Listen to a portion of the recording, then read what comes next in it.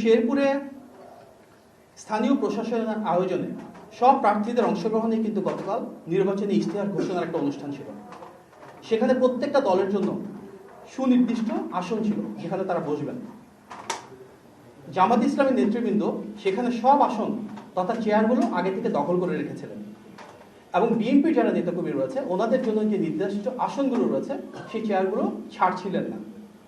প্রশাসন বারবার আহ্বান জানানোর পরও তারা কিন্তু সেই চেয়ারগুলো ছাড়তে অস্বীকৃতি জানিয়েছিলেন।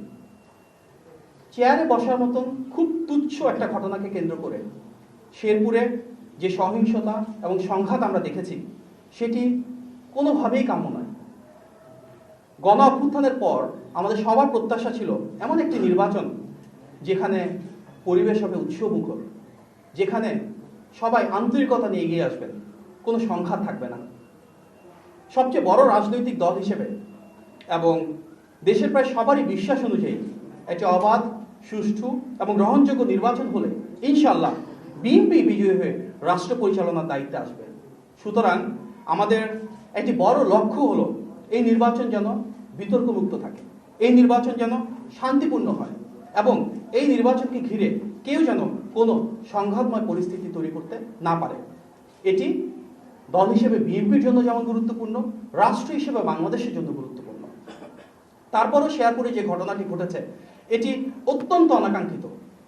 কিভাবে সংঘাত শুরু হলো, কারা সেখানে মদত দিয়েছে, আইন শৃঙ্খলা বাহিনী, প্রশাসন কেন পরিস্থিতি স্থিতিশীল রাখতে পারল না, এসব বিষয় নিয়ে স্বাভাবিকভাবেই জনমনে প্রশ্ন যাচ্ছে।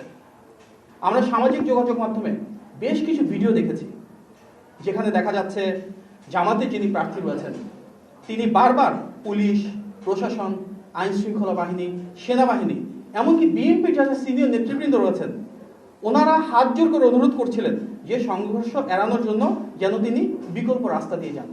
তারপরও সেই প্রার্থী ঠিক ওই রাস্তা দিয়ে যাওয়ার সিদ্ধান্ত নিয়েছেন এবং তিনি বারবার বলছিলেন জীবন যায় যাক। এই সংঘাতকে এড়ানো যেত না।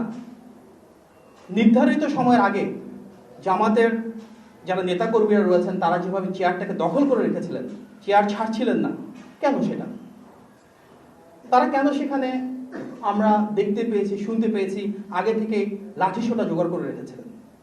সবার সম্মিলিত অনুরোধ উপেক্ষা করে পুলিশ, প্রশাসন, আইন শৃঙ্খলা বাহিনী, সেনাবাহিনী, বিএনপি নেতৃবৃন্দ প্রত্যেকে মিলে বলার পরও সেই প্রার্থী কেন সেই সংঘাতের পথ বেছে নিলেন?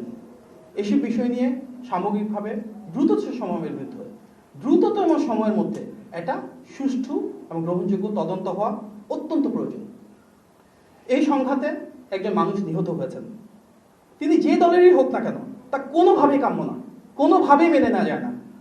বিএনপিরও কিন্তু 40 জনের বেশি নেতাকর্মী আহত হয়েছেন, তার মাঝে অনেকেই খুব সংকটাপন্ন অবস্থায়, আশঙ্কাজনক অবস্থায় হাসপাতালে ভর্তি রয়েছেন। যিনি নিহত হয়েছেন, যিনি আহত হয়েছেন, তারা প্রত্যেকে তেমন একটা রাষ্ট্র ব্যবস্থা চেয়েছিলেন যেখানে শান্তিপূর্ণ নির্বাচন থাকবে, যেখানে কোনো মারামারি থাকবে না, কোনো কোন্দল থাকবে না, একটা উৎসবমুখর পরিবেশ থাকবে। আমরা সামগ্রিকভাবে প্রশাসন ও আইন শৃঙ্খলা বাহিনীকেও আরো জোরালো ভূমিকা রাখার আহ্বান জানাচ্ছি।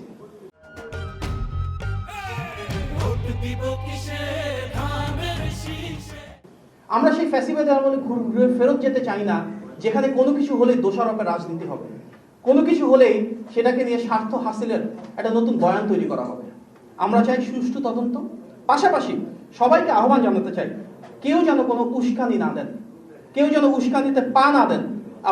আমরা সবাই মিলে একটি শান্তিপূর্ণ সহাবস্থান চাই, সৌহার্দ্যপূর্ণ রাজনৈতিক পরিবেশ চাই যেখানে প্রতিটি রাজনৈতিক দলের প্রত্যেকের সাথে একটা সম্মানবোধ বজায় থাকবে।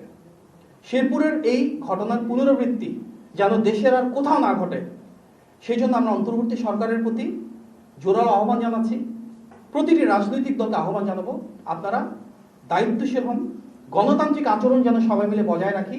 যার যেখানে বসার স্থান সেখানে সবাই বসবেন, যার যেখানে কর্মসূচির স্থান সেখানে তারা সেই কর্মসূচি পালন করবেন। গণতান্ত্রিক এই সৌন্দর্যটা যদি বজায় থাকে তাহলে ইনশাআল্লাহ আমরা সবাই মিলে এই নির্বাচনী পথযাত্রায় একসাথে চলে গণতন্ত্রকে সুপ্রতিষ্ঠিত করব। সবচেয়ে বড় রাজনৈতিক দল হিসেবে, সবচেয়ে জনপ্রিয় রাজনৈতিক দল হিসেবে, আসন্ন নির্বাচনে বিজয়ী হওয়ার সবচেয়ে বেশি সম্ভাবনা সম্পন্ন রাজনৈতিক দল হিসেবে আমরা বিশ্বাস করি সবচেয়ে বেশি শান্তি প্রতিষ্ঠা, বিতর্কমুক্ত নির্বাচন আমাদের একটা অগ্রাধিকার। আমরা এই জন্য প্রতিটি রাজনৈতিক দলের কাছ থেকে সহযোগিতা প্রত্যাশা করি। দেখুন, এই ধরনের অপ্রাসঙ্গিক বয়ান, যেখানে আমরা দেখলাম শেরপুরে একটা বিষয় ঘটেছে, সেটাকে কেন্দ্র করে ঢাকাতে একটা সংঘাতের সাথে চাঁদাবাজির কি সম্পর্ক আমরা জানি না। তার মানে যখন সংঘাতকে কেন্দ্র করে চাঁদাবাজির কথা বলা হয়, সেখানে শীর্ষ নেতৃত্বকে জড়ানোর একটা বয়ান তৈরি করা হয়, অবশ্যই এগুলো উদ্দেশ্য প্রণোদিত। আমরা তো ইতিবাচক রাজনীতি চাই। দোষারোপের রাজনীতি, ফ্যাসিবাদের সাথে সাথে মূলোৎপাটন হবে, সেটা আমাদের প্রত্যাশা। সুতরাং আগামী বাংলাদেশে আমরা সবার কাছ থেকে সে পারস্পরিক সম্মানবোধটুকু প্রত্যাশা করি। কেউ যদি চান যে একটা ঘটনা ঘটলো এবং তার সাথে সাথে সেটাকে ভিত্তি হিসেবে ব্যবহার করে কিভাবে রাজনৈতিক স্বার্থ হাসিল করা যায়, সেটি কোনোভাবেই কারো কাম্য নয়। আমরা অবশ্যই বলছি যে এখানে একটা সুষ্ঠু তদন্ত হওয়া উচিত এবং স্বাভাবিকভাবে আইনশৃঙ্খলা বাহিনী, প্রশাসন যারা রয়েছেন ওনারা জোরালো ভূমিকা রাখবেন এবং প্রতিটি রাজনৈতিক দলের কিন্তু সমন্বিতভাবে সেই ভূমিকাকে আরো এগিয়ে নিতে হবে। প্রত্যেকটা রাজনৈতিক দল যদি ইতিবাচক ভূমিকা পালন করে এবং সমন্বিতভাবে আইনশৃঙ্খলা বাহিনী এবং প্রশাসনকে সহযোগিতা করে, তাহলে তার সমস্যা হয় না।